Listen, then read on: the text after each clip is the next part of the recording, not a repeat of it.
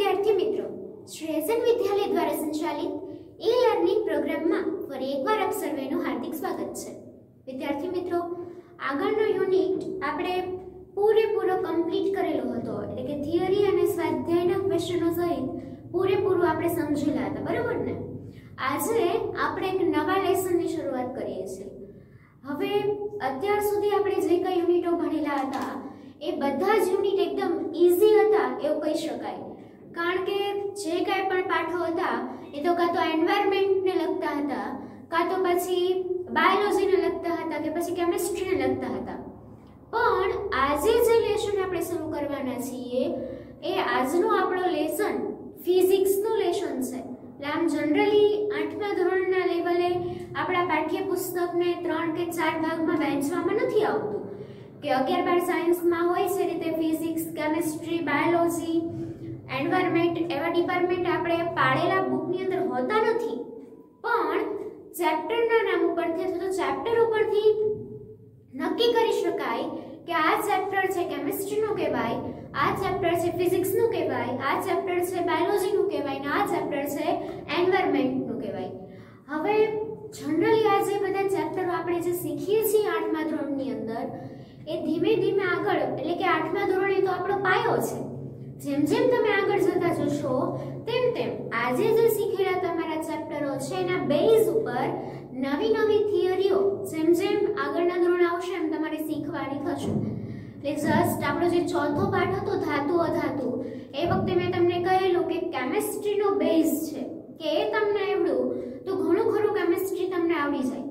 એ જ રીતે આજનો આપણો યુનિટ છે એ યુનિટ ફિઝિક્સનો બેઝ છે, એટલે કે ફિઝિક્સમાં પાછા ઘણા બધા પ્રકારો આવતા હોય, એમાંથી આપણું જે લેસન છે એ લેસન ઉપર જ આગળ જ્યારે તમે 11 સાયન્સની અંદર જશો ત્યારે એક ચેપ્ટર ફરીવાર આવશે, પણ એ સમય એની અંદર ઘણું બધું વધારેની થિયરી તમારે ભણવી પડશે। એટલે આજે જે આપણે ભણીએ છીએ તો ફક્ત ને ફક્ત થોડું કમ્પુઝ કહેવાય ને, કે આખા પૂર્ણ ભાગ છે ને એનો નાનકડો ભાગ જ આપણે ભણીએ છીએ, પણ એ ભાગ અતિ અગત્યનો છે। જે રીતે આપણે મકાન બનાવતા હોય ને તમને ખ્યાલ છે કે સૌથી મજબૂત શું હોવું જોઈએ, તો કે મકાનનો પાયો, બેઝ જેટલું મજબૂત હશે એટલું જ ઉપરની ઇમારત મજબૂત હશે। બસ એ જ રીતે આજે યુનિટ છે એ ફિઝિક્સના હાઈ લેવલના જે યુનિટ છે એની માટેનો બેઝ છે, કે આ બેઝ તમને આવડશે તો પછી એ વખતની ઇમારત તમને આવડશે।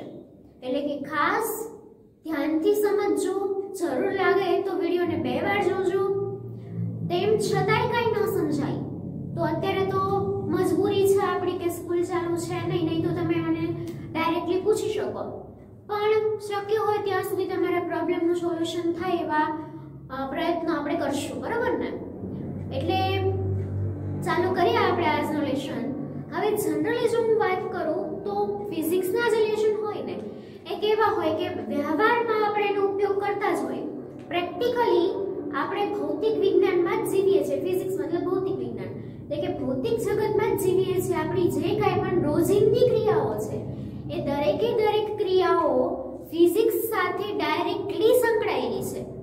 એટલે ક્રિયાઓ આપણે કરીએ છીએ, પણ એ ક્રિયા પાછળ કયો વૈજ્ઞાનિક કારણ છુપાયેલું છે એ કારણોને આપણે સમજવાના છે।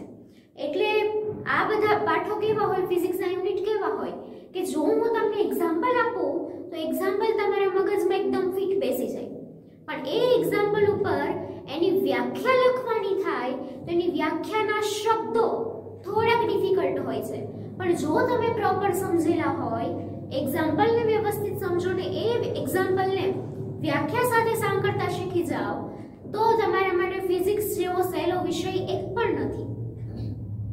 એટલે દરેક વખતે કહેવાની જરૂર ન પડે, આટલું ખાસ ધ્યાનમાં રાખો કે ફિઝિક્સના યુનિટમાં થોડીક મહેનત વધારજો, કેમ કે કોપી પેસ્ટ પણ ફિઝિક્સના લેસનોમાં ચાલશે નહીં।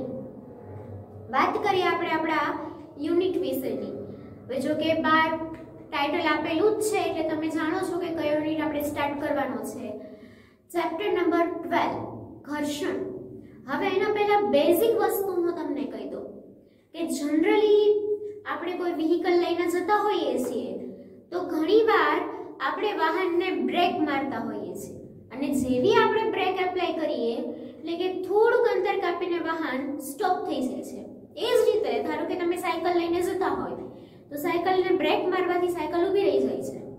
અથવા તો પછી કોઈ બોલને તમે ફેંકેલો છે, ધારો કે કોઈ સપાટી ઉપર એક બોલને તમે ગબડાવેલો છે તો એ બોલ થોડુંક અંતર કાપ્યા પછી ઓટોમેટિક સ્ટોપ થઈ જાય છે. ધારો કે તમારું વાહન સ્ટોપ થાય છે એના માટે તમે બ્રેક મારો છો, તમારી સાયકલ સ્ટોપ થાય છે એની પાછળનું કારણ તમે એવું કહી શકો કે બ્રેક લગાવી છે. પણ જે બોલ છે સપાટી ઉપર તમે એને ગબડાવો છો, એને આમ છોડી દો છો ત્યારે એને કોઈ બ્રેક લાગતી નથી, કોઈ બ્રેક મારતું નથી.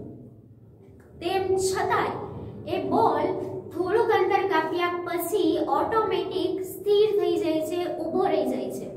હવે ફક્ત બોલ જ નહીં, કોઈ પણ XYZ વસ્તુ તમે તમારી આજુબાજુ જોયેલી જ હશે કે કોઈ પણ સપાટી પર જ્યારે તમે કોઈ વસ્તુને ધક્કો મારીને મૂકી દો છો એટલે એ વસ્તુ થોડી અમથી ગતિ કરી અને સ્થિર થઈ જાય છે. હવે પદાર્થ સ્થિર થઈ જવા પાછળનું કારણ શું છે એ આપણે આ યુનિટની અંદર ભણવાનું છે. એટલે કે ચેપ્ટરના નામ પરથી એક્ઝામ્પલ તમને ખબર છે કે ફિટ બેસે છે કે કોઈ પણ વસ્તુની જ્યારે તમે સપાટી પર ગબડાવો છો ત્યારે એના વચ્ચે ઘર્ષણ ઉત્પન્ન થાય છે અને ઘર્ષણને કારણે પદાર્થ સ્થિર થઈ જતો હોય છે. એટલે કે આપણો યુનિટ નંબર 12 ઘર્ષણની અંદર આપણે એ જ બધી વસ્તુઓ જો કે જોયેલી છે, જાણેલી છે, આપણે સમજીએ છીએ, પણ એની વ્યાખ્યાઓને આપણે સમજવાની છે કે ઘર્ષણની વ્યાખ્યા શું, એના ઉપર એક પ્રકારનું બળ લાગે છે કે જેને ઘર્ષણ બળ કહીએ છીએ કે ઘર્ષણ બળ એટલે શું. એટલે આ રીતે જે પ્રેક્ટિકલી વસ્તુ આપણને ખબર છે એની વ્યાખ્યાઓને આપણે આ યુનિટની અંદર સમજવાની છે. ચેપ્ટર નંબર 12 ઘર્ષણ.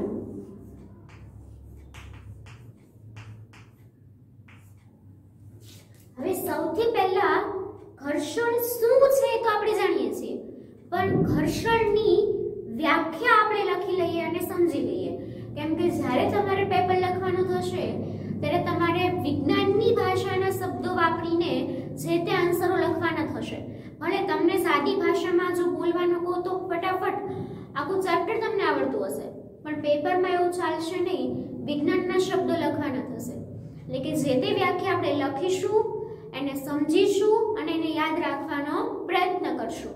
એટલે કે સૌથી પહેલા આપણે વ્યાખ્યા જોઈએ ઘર્ષણની. હવે ઘર્ષણ શું છે તમને સાદી ભાષામાં ખબર છે કે બે પદાર્થોની અરસપરસની આંતરક્રિયા એટલે કે ઘસાવવું. આ વસ્તુ તમને ખબર છે કે ઘસાવવું એને આપણે શું કહીએ છીએ, ઘર્ષણ કહીએ છીએ. પણ વિજ્ઞાનની રીતે ઘર્ષણની વ્યાખ્યા શું લખી શકાય એ આપણે જોઈએ. વિજ્ઞાનની રીતે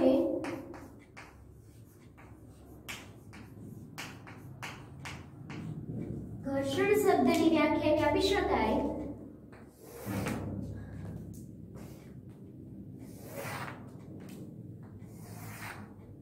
કે બે વસ્તુનું અરસપરસ ઘસાવવું એટલે ઘર્ષણ. શું લખી શકાય તો કે બે વસ્તુનું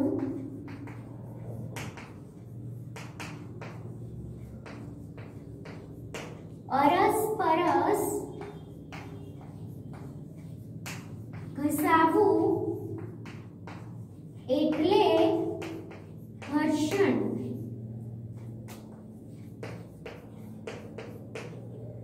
હવે સિમ્પલી આ વ્યાખ્યા વગર પણ આપણને આ ખબર જ હતી કે બે વસ્તુ જ્યારે ઘસાય છે ત્યારે ઘર્ષણ ઉત્પન્ન થાય છે એવું આપણે કહીએ છીએ. એટલે કે ઘર્ષણની સિમ્પલમાં સિમ્પલ વ્યાખ્યા આપણે યાદ રાખવાની છે કે ઘર્ષણ એટલે શું તો કે બે વસ્તુનું અરસપરસ ઘસાવવું એટલે ઘર્ષણ. હવે આપણા એક્ઝામ્પલો યાદ કરો કે જ્યારે આપણે વાહનને બ્રેક મારીએ છીએ ત્યારે બ્રેક પેડ અને ટાયર વચ્ચે ઘર્ષણ ઉત્પન્ન થાય છે અને ઘર્ષણને કારણે ઘસારાને કારણે વાહન ઊભું રહી જાય છે.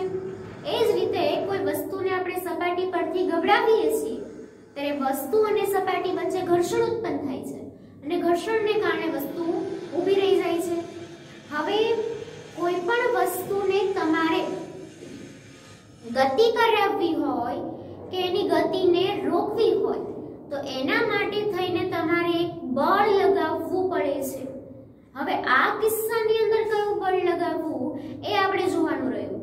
જનરલી આગળનો યુનિટ આપણો જે 11મો યુનિટ છે બળ અને દબાણ એ તમે ભણેલા નથી. બાકી જો એ ચેપ્ટર શીખેલા હોય તો બળ એ શું છે એ તમને ખ્યાલ આવી જાય. ડોન્ટ વરી, થોડીક જસ્ટ માહિતી હું તમને બળ વિશેની આપી દઉં કે જનરલી કોઈ પણ પદાર્થ છે એ સ્થિર હોય. એ સ્થિર પદાર્થને જો તમારે ગતિમાં લાવવો છે, ધારો કે એક બોલ છે સપાટી પર સ્થિર પડેલો છે.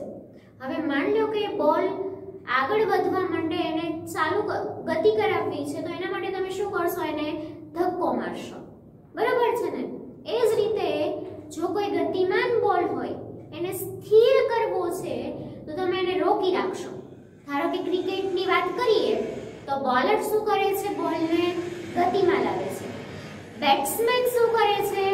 બોલને ફટકારે છે એટલે એની ગતિની દિશામાં ચેન્જ કરે છે કે આ દિશામાં આવતો હોય તો એની દિશા ચેન્જ થઈને આ બાજુ કે આ બાજુ ગમે તે બાજુ ફંટાઈ જાય છે.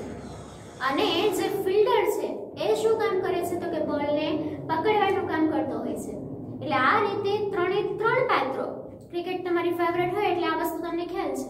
એટલે કે બોલર, બેટ્સમેન અને ફિલ્ડિંગ કરનાર વ્યક્તિ આ ત્રણે ત્રણ બોલની ગતિમાં ફેરફાર કરવાનો પ્રયત્ન કરે છે અને એના માટે થઈને એમને કાંઈક ને કાંઈક પોતાના શરીરની શક્તિ વાપરવી પડશે અને એ શક્તિને આપણે બળ તરીકે ગણીએ છીએ. એટલે કે કોઈ પણ પદાર્થને ધક્કો મારો કે કોઈ પણ પદાર્થને ખેંચો કે કોઈ પણ પદાર્થને રોકી રાખો, આ માટે આ જે ક્રિયા છે એ ક્રિયાને બળ તરીકે ઓળખવામાં આવે છે. એટલે કે પદાર્થ પર લાગતો ધક્કો, પદાર્થ પરનું ખેંચાણ કે પદાર્થ પરને રોકવાની ક્રિયા એ બળ તરીકે ઓળખાય છે.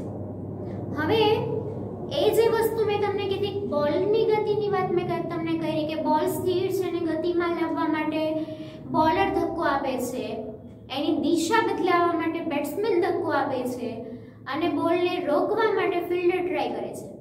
પણ એ વસ્તુ તમે જો આ કિસ્સાની અંદર જોશો કે એક સપાટી પર બોલને ગબડાવવામાં આવે છે. હવે બોલ પડેલો છે ને જ્યારે તમે ગબડાવો છો એટલે ગતિ શરૂ કરવા માટે તમે બળ આપો છો, નો ડાઉટ. પણ એ બોલ કોઈના રોક્યા વગર જ્યારે જાતે રોકાઈ જાય છે તો ત્યાં એની ઉપર બળ લગાડવા વાળું કોણ અને એની ઉપર લાગેલું બળ કયું? આ વસ્તુ આપણે આ યુનિટની અંદર સમજવાની છે. તમને ખ્યાલ આવતો હશે કે સિમ્પલી તમે બોલ ફેંકો ને કોઈ કેચ કરે તો ફેંકવાનું તમે બળ લગાવ્યું, કેચ કરવાનું સામેવાળી વ્યક્તિએ બળ લગાવ્યું. કે તમે બોલની ગતિ શરૂ કરાવી, કેચ કરવા વાળાએ બોલની ગતિ પૂરી કરી. એટલે કે શરૂ કરવા કે પૂરું કરવા માટે બળની જરૂર પડે. હવે જ્યારે આપણે સપાટી પરથી બોલને ગબડાવીએ છીએ ત્યારે ગતિ શરૂ કરવા માટે તમે બળ લગાવેલું છે એ તમારું સ્નાયુ બળ છે કે આપણે આપણા સ્નાયુઓનું હલનચલન કરાવી આપણા શરીરમાં રહેલી શક્તિનો ઉપયોગ કરીને બોલની ગતિ સ્ટાર્ટ કરાવી. પણ એ બોલ જ્યારે જાતે સ્ટોપ થાય છે ત્યારે આપણે એના ઉપર કોઈ બળ લગાડતા નથી. તો બોલ ઉપર બળ કોણ લગાવે છે?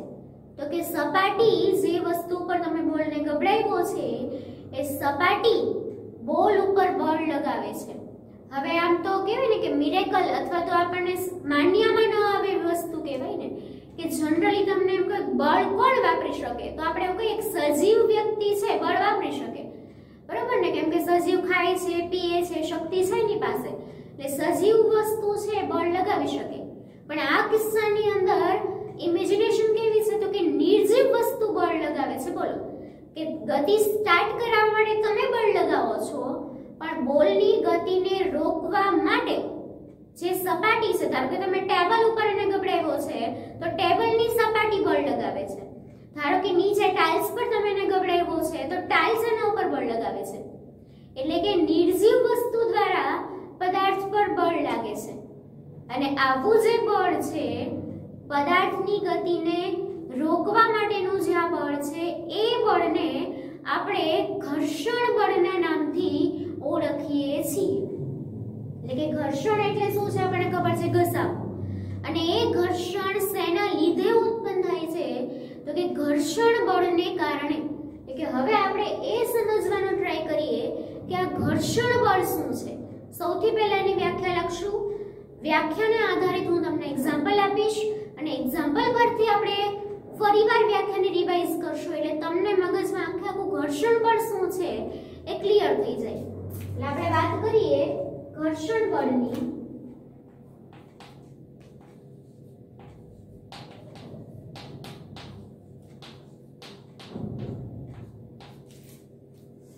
વ્યાખ્યા થોડી કટપટી છે પણ એકવાર સમજી જશો એટલે તમને નો ડાઉટ વ્યાખ્યા આખી આવડી જશે. શું છે ઘર્ષણ બળની વ્યાખ્યા?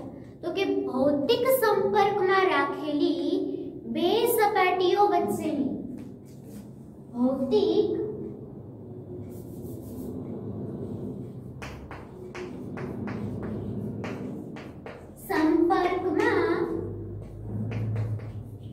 ભૌતિક સંપર્કમાં રાખેલી બે સપાટીઓ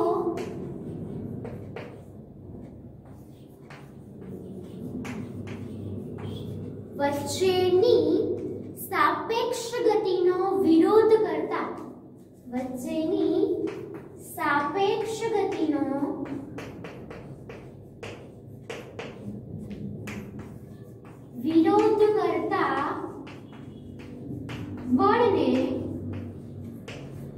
સાપેક્ષ ગતિનો વિરોધ કરતા બળને ઘર્ષણ બળ કહે છે.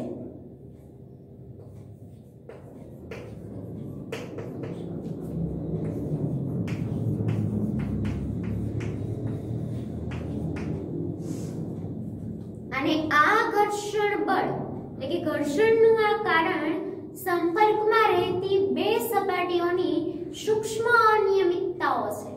એટલે કે ઘર્ષણનું કારણ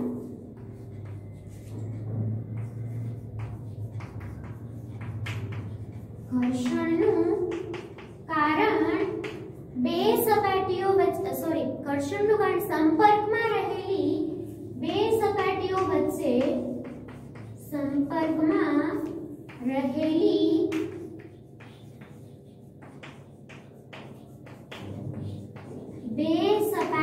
વચ્ચેની સૂક્ષ્મ અનિયમિતતાઓ બે સપાટીઓની સૂક્ષ્મ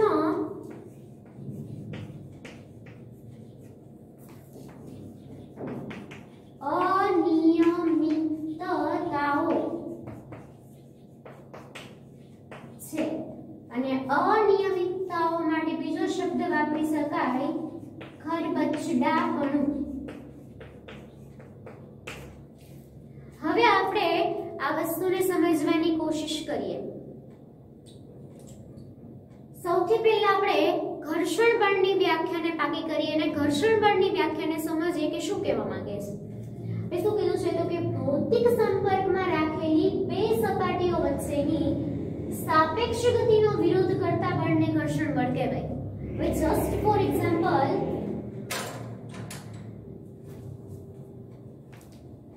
ધારો કે આ કોઈ એક પદાર્થ છે અને આ એક બીજો પદાર્થ છે.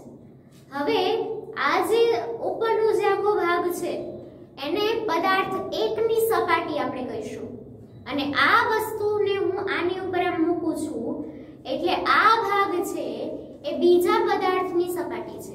એટલે કે આ પહેલા પદાર્થની સપાટી, આ બીજા પદાર્થની સપાટી. હવે ઘર્ષણ ઉત્પન્ન ક્યારે થશે તો કે જ્યારે તમે આ બે વસ્તુને આ રીતે ઘસશો, બે વસ્તુને ઘસશો તો ઘર્ષણ ઉત્પન્ન થશે. આ તમને ખબર છે કે ઘર્ષણ એટલે શું તો કે બે વસ્તુનો અરસપરસ ઘસાવવું એટલે ઘર્ષણ. એટલે કે જ્યારે તમે કોઈ બે સપાટીઓને આ રીતે ઘસો છો ત્યારે જ ઘર્ષણ ઉત્પન્ન થાય છે. આ વસ્તુ આપણે જાણીએ છીએ. હવે તમે ધ્યાનથી જુઓ કે આ પદાર્થ છે એ શું કરે છે તો કે ભૌતિક સંપર્કમાં રહેલા છે. ભૌતિક સંપર્ક એટલે શું તો કે એકબીજાને ટચ કરેલા છે બાહ્ય રીતે. ભૌતિક સંપર્કની મતલબ બાહ્ય રીતે એકબીજાને અડકેલા છે, એકબીજાને ટચ કરેલા છે. જો તમને રાસાયણિક સંપર્ક કીધું હોય તો બંધ બનાવેલો હોય, પણ આપણે એવું પડવું નથી. ભૌતિક સંપર્ક એટલે બંને એકબીજાને ટચ કરેલા હોવા જોઈએ. હવે આપણે જાણીએ છીએ કે કોઈ એક સપાટી ઉપર કોઈ બીજો પદાર્થ આપણે મૂકીએ છીએ ત્યારે બંને ગુરુત્વાકર્ષણ બળની અસર હેઠળ કેવા હશે? ભૌતિક સંપર્કમાં હશે ને હશે જ. હા, કોઈ ચુંબકીય શક્તિ હોય કે વોટએવર, અમુક અપવાદરૂપ કિસ્સાઓને બાદ કરો તો ભૌતિક સંપર્કમાં ન હોય. બાકી જનરલી આ સપાટી ઉપર આ પદાર્થ મૂકું છું એટલે બંને કેવા હશે? ભૌતિક ટચમાં હશે, બંને એકબીજાના સંપર્કમાં હશે. એટલે વ્યાખ્યાને સમજો. શું કીધું છે? ભૌતિક સંપર્કમાં રાખેલી બે સપાટીઓ, એટલે કે ભૌતિક સંપર્કમાં રાખેલી આ સપાટી 1 અને સપાટી 2, એટલે કે ભૌતિક સંપર્કમાં રાખેલી બે સપાટીઓ વચ્ચેની સાપેક્ષ ગતિનો. હવે સાપેક્ષ ગતિ શું છે? આને ખાસ સમજવાનું છે. હવે તમે એને જોશો તો હું જ્યારે આને ગતિ કરાવું છું ત્યારે તમને શું દેખાશે? તો કે ડસ્ટર છે એ આ દિશામાં ગતિ કરે છે અને એની સાપેક્ષ આ પુઠ્ઠું છે એ કઈ દિશામાં ગતિ કરતું લાગશે? આ દિશાની અંદર. જનરલી આપણો વ્યવહારિક અનુભવ છે કે બસની અંદર ધારો કે તમે જાઓ છો તો બસની અંદર તમે જ્યારે જતા હોય ત્યારે તમને બહાર રહેલી જે વસ્તુઓ છે, બસની બારીમાંથી તમે બહાર જુઓ એટલે રસ્તા પરના જે ઝાડવા છે, થાંભલાઓ છે, ખેતર છે, મકાન છે, એ બધું તમને પાછળની બાજુ ગતિ કરતું લાગે. પણ તમે જાણો છો કે વાસ્તવિકતા શું છે? તમે પોતે આગળની બાજુ ગતિ કરો છો. એ વસ્તુ તો સ્થિર છે, વસ્તુ ગતિ કરતી નથી. એટલે આમ કહેવાય ને કે નજર બદલાવાથી આખી વસ્તુ નજરિયા બદલાઈ જાય, કે ને? એટલે તમે બસમાં તમે બેઠેલા છો, બસ ચાલુ છે, ગતિ તમે આગળની બાજુ કરો છો, તેમ છતાંય તમારી દ્રષ્ટિ ભ્રમણા શું થાય છે? તો કે બહાર રહેલી વસ્તુઓ પાછળની બાજુ ગતિ કરે છે, આવું તમને લાગે. એટલે સાપેક્ષ ખ્યાલ છે કે તમને બહારની વસ્તુ પાછળની બાજુ ગતિ કરતી લાગે અને બહાર ઉભેલા વ્યક્તિને તમે આગળની બાજુ ગતિ કરતા લાગો. એ જ રીતે સિમિલરલી અહીંયા વસ્તુ છે કે અહીંયા જ્યારે હું ડસ્ટરને અહીંથી ખસેડું છું ત્યારે ડસ્ટર તમને આગળની બાજુ ગતિ કરતું લાગશે અને પુઠ્ઠું તમને પાછળની બાજુ ગતિ કરતું લાગશે. એટલે કે જો આ જમણી બાજુ જતું હોય તો આ તમને ડાબી બાજુ જતું દેખાશે. એટલે આ રીતે સાપેક્ષ ગતિ આને કહેવાય. એટલે આ વસ્તુને ખાસ સમજવાનું છે. જો સમજેલા છો કે આને સાપેક્ષ ગતિ કહેવાય, સિમ્પલ આટલું જ યાદ રાખવાનું કે ડસ્ટરને આમથી આમ ખસેડશો એટલે ડસ્ટર આ બાજુ ગતિ કરતું દેખાય, આ બાજુ ગતિ કરતું દેખાય, અને આ વસ્તુ એટલે સાપેક્ષ ગતિ. એટલે શબ્દ તમને યાદ રહી જશે. એટલે કે ભૌતિક સંપર્કમાં રાખેલી બે સપાટીઓ વચ્ચેની સાપેક્ષ ગતિનો વિરોધ કરતા. એ સાપેક્ષ ગતિનો એટલે અહીંથી આ જે ગતિ થાય છે એ ગતિનો વિરોધ કરતા બળને ઘર્ષણ બળ કહે છે. એટલે કે જ્યારે પણ કોઈ એક સપાટી ઉપર કોઈ બીજી સપાટી ગતિ કરતી હોય ત્યારે એ ગતિનો વિરોધ કરનાર જે બળ છે એ ગતિનો વિરોધ કરનાર બળને ઘર્ષણ બળ તરીકે ઓળખવામાં આવે છે. હવે તમને આખી વ્યાખ્યા સ્પષ્ટ સમજમાં આવી જશે. હવે જ્યારે પણ તમને ઘર્ષણ બળની વ્યાખ્યા પૂછાય એટલે તમારા મગજની અંદર શું વિઝ્યુઅલાઇઝ થવું પડે? તો કે આટલી વસ્તુ તમારા મગજમાં ફોટોની જેમ આવી જવી જોઈએ. અને જનરલી આ કહેવાય ને કે સોશિયલ મીડિયાનો એક ફાયદો છે કે તમને હું જ્યારે ક્લાસ વર્ક ટીચિંગ કરાવતી હોય તો કદાચ તમારું ધ્યાન ક્યાંક આજુબાજુ ગયું તો એ વસ્તુનો તમને ખ્યાલ ન આવે, તમે ભૂલી જાઓ. આ વસ્તુને તમે વારંવાર જોઈ શકો છો. અને બીજું કે વારંવાર જે વસ્તુને જોવામાં આવે, ખાસ કરીને સાંભળેલી વસ્તુ કરતાં જોયેલી વસ્તુ હોય એને તમે જલ્દીથી વિઝ્યુઅલાઇઝ કરી શકો.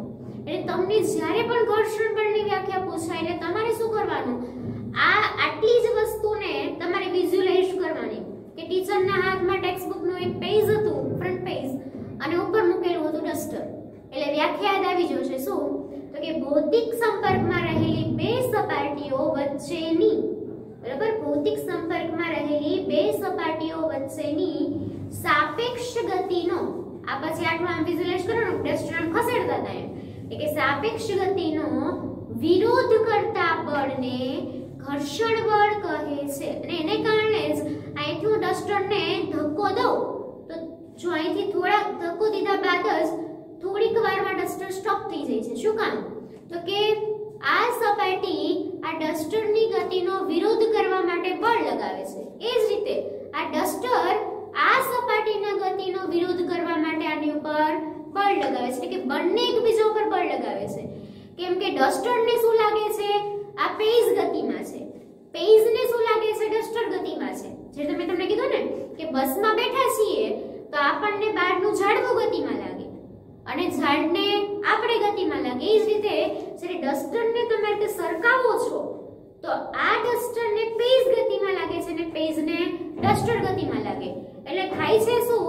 તો કે જ્યારે તમે આને છોડો છો ત્યારે આ પેજ ડસ્ટરની ગતિને રોકવાનો પ્રયત્ન કરે છે અને ડસ્ટર પેજની ગતિને રોકવાનો પ્રયત્ન કરે છે. એટલે આ રીતે સાપેક્ષ ગતિનો વિરોધ કરતું જે બળ છે એને ઘર્ષણ બળ તરીકે ઓળખવામાં આવે છે. હવે શું કીધું? ઘર્ષણનું કારણ શું છે? શું કામ આવું બળ લાગે છે કે શું કામ બંને એકબીજાના દુશ્મનો છે? શું કામ બંને એકબીજાની ગતિને રોકે છે? તો કે ઘર્ષણનું આ કારણ સંપર્કમાં રહેલી બે સપાટીઓની સૂક્ષ્મ અનિયમિતતાઓ છે, એટલે કે બંને વચ્ચે રહેલું ખરબચડાપણું છે. હવે આવું થવાનું કારણ શું? તો કે જે આ સપાટી છે બંનેની સપાટી એ ક્યારેય એકદમ લીસી હોતી નથી. દુનિયાની અંદર એવો એક પણ પદાર્થ નથી કે જે 100% લીસો હોય. હવે લીસું શું છે ને ખરબચડું શું છે આ વસ્તુ તમે 8મા ધોરણના લેવલે જાણો છો, એટલે એની વધારે ડીપ વ્યાખ્યા મારે કરવાની જરૂર નથી. જે પદાર્થ એકદમ સોફ્ટ લાગે, ઝડપથી સરકી જાય ને તમે લીસું કહો છો, અને જે તમને રફ લાગતું હોય ને તમે ખરબચડું કહો છો. હવે ઘર્ષણનું આ કારણ શું છે? તો કે આ બે સપાટી વચ્ચેનું ખરબચડાપણું છે અને ખરબચડાપણાને સૂક્ષ્મ અનિયમિતતાઓ શબ્દ વાપરેલો છે. હવે શું કામ આપણે જોઈએ તો કે જનરલી કોઈ પણ પદાર્થની સપાટી હોય એ સપાટી પર ઝીણી ઝીણી ખાંચો આવેલી હોય છે. ધારો કે મેં જે પેજ લીધેલું હતું એ પેજની સપાટી હું અહીંયા દોરું છું. તો પેજની સપાટી પર આ રીતે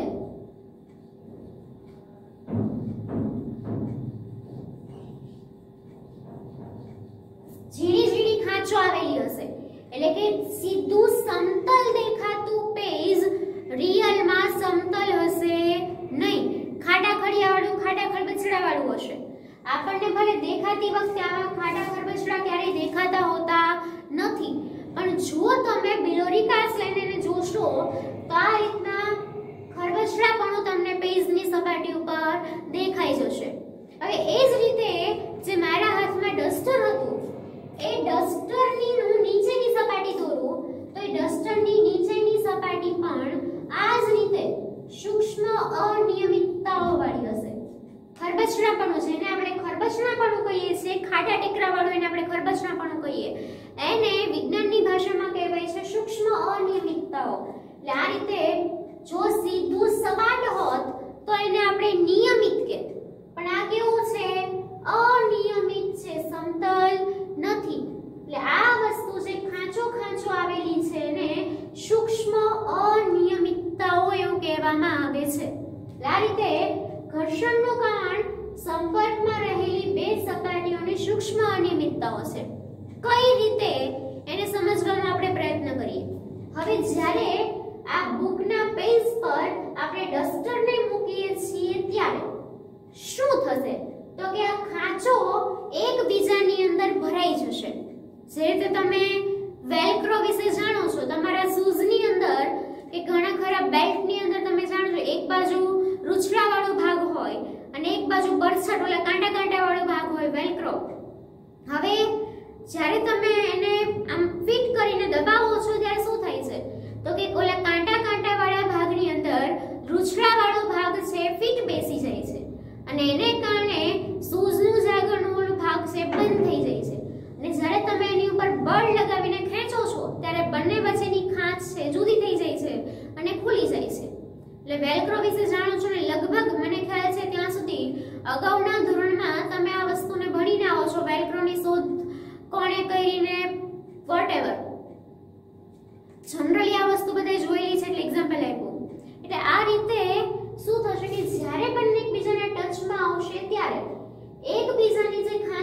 લાગતી વળગતી ખાંચો એકબીજાની અંદર ફિટ બેસી જશે. ટાઈટ, આપણે કેમ બોટલની ઉપર ઢાંકણું છે એમ ટાઈટ બેસી જતું હોય, એ જ રીતે અહીંયા બંને ખાંચો એકબીજામાં ટાઈટ બેસી જશે.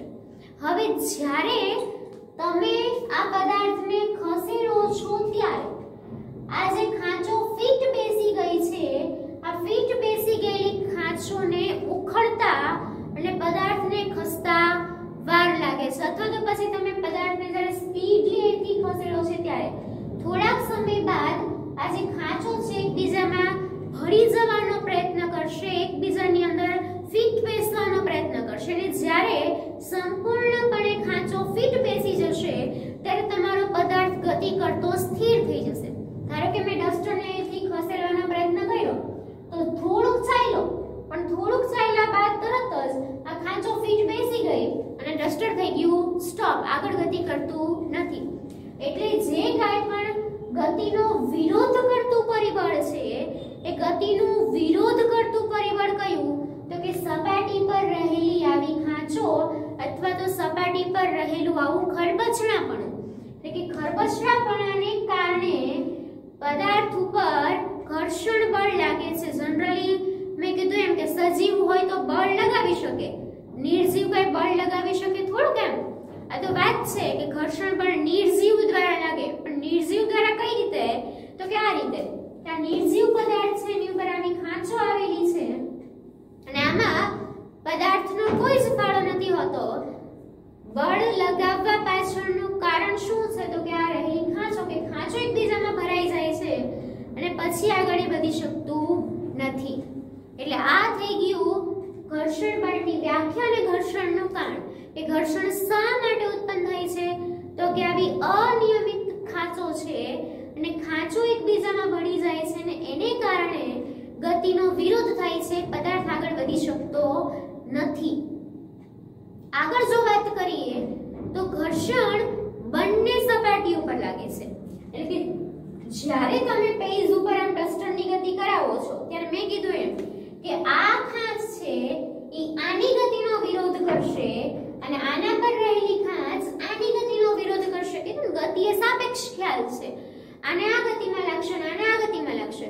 એટલે કે જ્યારે એક સપાટી ઉપર બીજી સપાટીને તમે ઘસડો છો ત્યારે, કે કોઈ પદાર્થને તમે છોડો છો ત્યારે નીચેની સપાટી ઉપરની સપાટી ઉપર બળ લગાવશે અને ઉપરની સપાટી નીચેની સપાટીને બળ લગાડશે.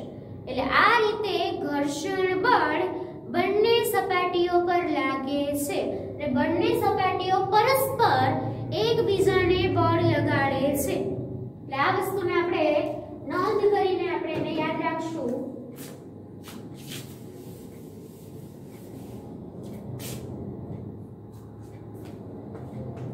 શું લખવાનું?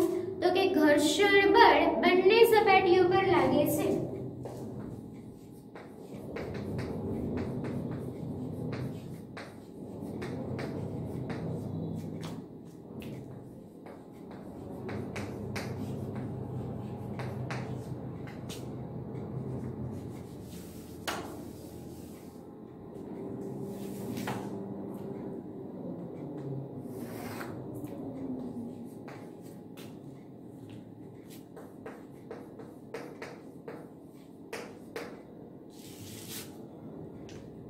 ત્યાર પછી એક વસ્તુ આના વિશે બી લખી શકાય કે કહી શકાય કે ઘર્ષણ બળ હંમેશા લગાડેલા બળનો વિરોધ કરે છે. એક વસ્તુ પોઈન્ટ નોંધ કરી લઈએ પછી હું તમને આખી એક્ટિવિટી શીખડાવું અથવા તો સમજાવું. શું? તો કે ઘર્ષણ બળ હંમેશા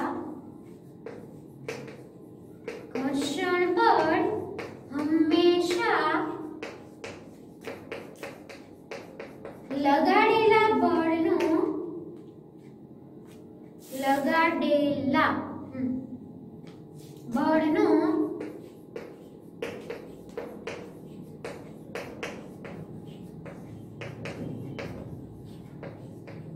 વિરોધ કરે છે. હવે આના માટે થઈને આપણા પાઠ્યપુસ્તકની અંદર એક એક્ટિવિટી આપેલી છે. એક્ટિવિટીની ચર્ચા હું તમારી સામે કરું. હવે આ એક્ટિવિટી છે તમે પણ કરી શકો છો, કેમ કે તમે જ્યારે વિડિયો જોવા બેસો છો ત્યારે મેં કીધેલું છે એટલીસ્ટ ફેર બુક લઈને તો બેસતા જ હશો, કારણ કે વિડિયો જોતા જાવ એમ તમારે ફેર બુકની અંદર નોંધ કરતી જવાની છે. હવે ચલો આ એક્ટિવિટી તમે કરો અને પછી આપણે એને સમજીએ. શું કરશો તમે? તો કે તમે જ્યાં પણ બેઠા છો, સ્ટડી ટેબલ ઉપર બેઠા હોય તો સ્ટડી ટેબલ ઉપર થોડીક જગ્યા કરી નાખો, અને જો નીચે ફ્લોર પર બેસતા હોય તો ફ્લોર ઉપર આજુબાજુ થોડીક જગ્યા કરી નાખો. હવે શું કરવાનું છે તમારે? તો કે તમારી બુકને કોઈ પણ XYZ કોઈ પણ બુકને કોઈ સપાટી ઉપર મૂકો. હવે બુકને સપાટી ઉપર મૂકીને તમારે શું કરવાનું છે? તો કે બુકને ધક્કો મારવાનો છે. સિમ્પલી સાવે નાનું કામ કરવાનું છે કે જે તે જગ્યાએ તમે બેઠા હોય ત્યાં તમારી બુકને બંધ કરી દો. કોઈ એક સમતલ સપાટી ઉપર બુકને મૂકો, પછી ટેબલની સપાટી હોય કે નીચે ફ્લોરની સપાટી હોય કે પછી ટીપોયની સપાટી હોય, જ્યાં પણ તમે બેઠા છો ત્યાં. એટલે બુકને એક સમતલ સપાટી ઉપર મૂકી અને શું કરશો? તો કે બુકને તમારા ડાબા હાથેથી ધક્કો મારો. હવે જ્યારે તમે તમારા ડાબી બાજુથી એને ધક્કો મારશો તો બુક છે થોડુંક આગળ ચાલી અને સ્ટોપ થઈ જશે. આ વસ્તુ એકદમ વેરી સિમ્પલ ને હું કહું એ પહેલા તમે કરી નાખી હશે, જોઈ લીધી હશે. જ્યારે તમે કોઈ સપાટી ઉપર તમારી બુક રાખો છો અને ડાબી બાજુથી ધક્કો મારો છો એટલે બુક છે થોડુંક આગળ ચાલશે અને બુક સ્ટોપ થઈ જશે. હવે જ્યારે તમે બુક ઉપર બળ લગાવ્યું એ કઈ બાજુનું હતું? ડાબી બાજુનું હતું. તમે બુકને આમ ખસેડવાનો પ્રયત્ન કરતા હતા, ડાબી બાજુ ખસેડવાનો પ્રયત્ન કરતા હતા, પણ બુક સ્ટોપ થઈ ગઈ. શું કામ? તો કે બુક ઉપર ઘર્ષણ બળ લાગ્યું. અને ઘર્ષણ બળ કઈ દિશામાં લાગ્યું? તો કે જમણી બાજુએ લાગ્યું. એટલે તમે ધક્કો આમ મારો છો તો ઘર્ષણ બળ ધક્કો આમ મારે છે.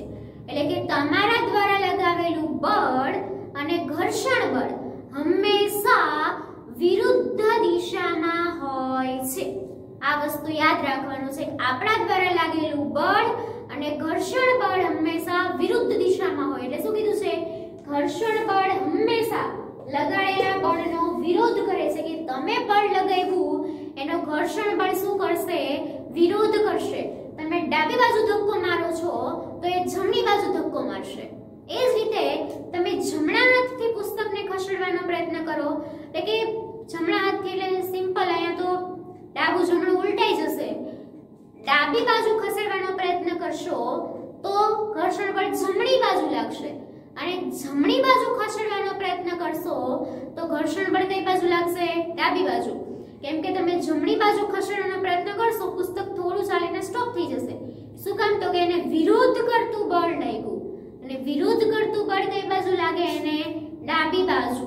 એટલે આ વસ્તુ પ્રેક્ટિકલી આપણને ખબર છે કે બુકને ધક્કા કેટલી વાર માર્યા હશે આપણે, પણ એવી નહોતી ખબર કે બુકને થોડું ચાલીને સ્ટોપ થઈ જાય છે તો ઘર્ષણ બળ લાગે છે. આપણે જમણી બાજુ ખસેડીએ છીએ તો ઘર્ષણ બળ ડાબી બાજુ લાગે છે, પણ ડાબી બાજુ ખસેડીએ તો ઘર્ષણ બળ જમણી બાજુ લાગે છે. આવી વસ્તુ અત્યાર સુધી આપણને ખબર નહોતી, પણ હવે આપણને ખબર છે કે પુસ્તક સ્ટોપ શું કામ થઈ જાય છે? તો કે ઘર્ષણ બળને કારણે. ઘર્ષણ બળ શું કામ લાગે? તો કે બંને સપાટીઓ વચ્ચેના ખરબચડાપણું અથવા તો સૂક્ષ્મ અનિયમિતતાઓને કારણે. તમે ખસેડો છો ને સ્ટોપ થઈ જાય છે તો તમારા દ્વારા લગાવેલું બળ ડાબી બાજુ હોય તો ઘર્ષણ બળ જમણી બાજુ હોય. તમે જમણી બાજુ બળ લગાવો તો ઘર્ષણ બળ ડાબી બાજુ હોય.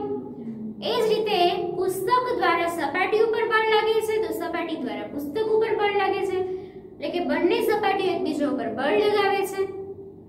આ બધી જ વસ્તુ હવે તમને સમજાઈ ગઈ હશે, બરોબર ને? એટલે અહીંયા આપણે એક વસ્તુ આજે શીખ્યા છીએ પ્રવૃત્તિ, એના આધારિત એક એક્ઝામ્પલ લખી લઈએ. ધારો કે તમને પ્રશ્ન પૂછાય કે ઘર્ષણ બળ હંમેશા લગાડેલા બળનો વિરોધ કરે છે, એક ઉદાહરણ આપો.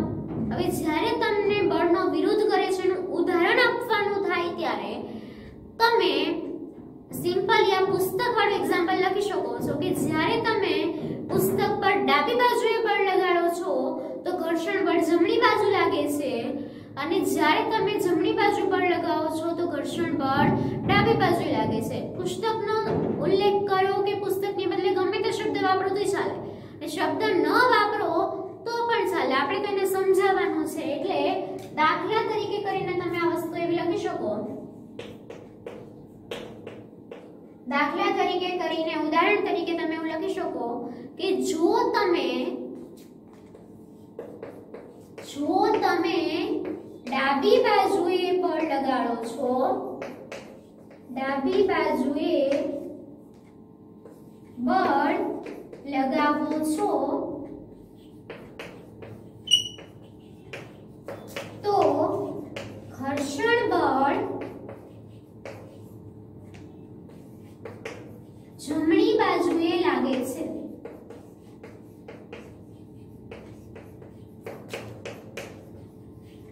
અને જ્યારે તમે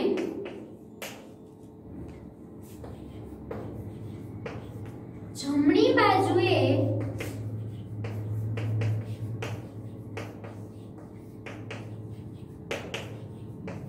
બળ લગાવો છો